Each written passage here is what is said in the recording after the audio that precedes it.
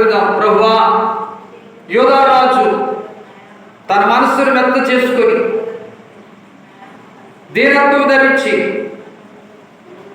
బట్టలు చింపుకొని కన్నీరు కార్చాడు కనుక కీడు రాదని చెప్పావు, ఉగ్రత రాదని చెప్పావు. యెహోవా యొద్ద విచారణ చేయడానికి వెళ్ళండి అని వాళ్ళు పంపించినందువలన ఆ భక్తి పనులు వచ్చి విచారణ చేశారు, ప్రార్థన చేశారు కనుక మీరు మాట్లాడారు. మా కొరకు కూడా ప్రార్థన చేయండి అని అడిగారు. వాళ్ళ కొరకు మేము జ్ఞాపం చేస్తున్నాం. ఎఫ్సిమ గారి విషయమై, పిల్లల గారి విషయమై, విజయమ్మ గారి విషయమై వారి భర్తలు మారాలని విజ్ఞాపన చేయండి, వారి పిల్లలు మారాలని విజ్ఞాపన చేయండి. మరి ముఖ్యంగా మన్నమ్మ గారు నిన్న ఆపరేషన్ చేశారు. దేవుడు సురక్షితంగా ఆపరేషన్ జరిగించాడు. మంచి ఆరోగ్యం పెరిగించలాగిన కుట్లు వేసిన స్థలంలో దేవుడు అస్తవేసి నొప్పులు తొలగించి నెమ్మదించలాగిన ప్రార్థన చేయండి.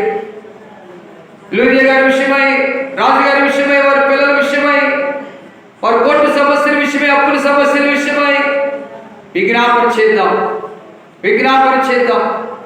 దేవుడు గొప్ప కార్యం చేస్తాడు. డాక్టర్ చంద్రు గారి విషయమై విజ్ఞాపన చేద్దాం. వారి బిజినెస్, వారి కుటుంబం, వారి పిల్లలు మంచి చదువులు చదువుకుని జ్ఞానవంతులై ఆరోగ్యవంతులుగా ఉండేలాగా వారి కుటుంబ క్షేమం కోసం ప్రార్థన చేద్దాం.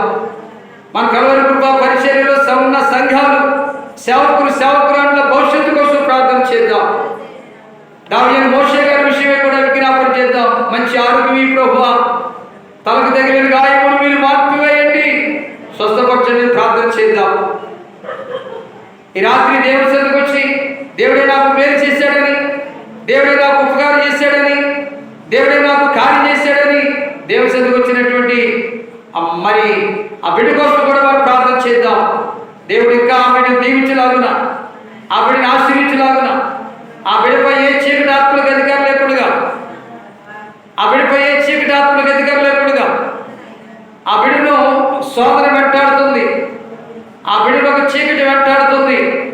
యేసు నామములో చీకటి బంధించబడాలని, యేసు నామములో చీకటి తొలగించబడాలని, యేసు నామములో గుడ్డెలో ఉన్న భయము పోవాలని మనం ప్రార్థన చేద్దాం. హల్లెలూయా, హల్లెలూయా.